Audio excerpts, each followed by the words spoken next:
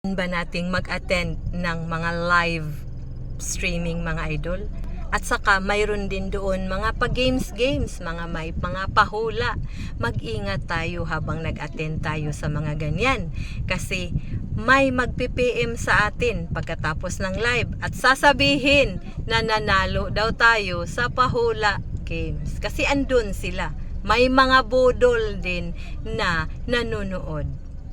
Magpi-PM sila sa atin, hihingi ng ating GCash number. Mag-ingat tayo sa pagbigay. Pwede tayong magbigay ng GCash number, pero mag-ingat tayo. Sinasabihin nila na may invitation message doon.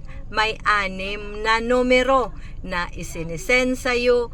Pakibalik lang sa akin kasi yun ang code para mabigyan ka ng premyo. Mag-ingat tayo.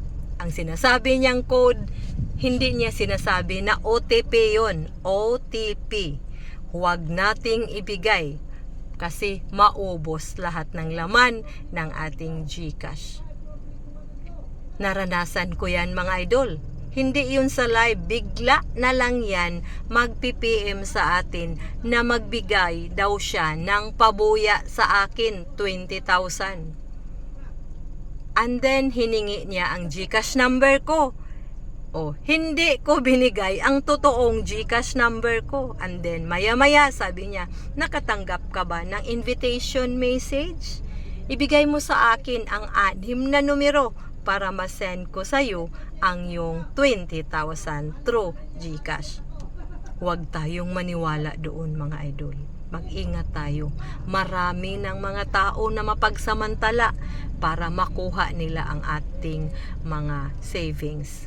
Kahit sa ating ATM card, huwag tayong maniwala na may mga bangko na tumatawag sa atin para maghingi ng OTP natin. Huwag natin basta ibigay yun mga idol. At sana makatulong ang video na ito. Paki-subscribe na din ang aking YouTube channel, Linda Alinsob po. At saka Bisaya po ako.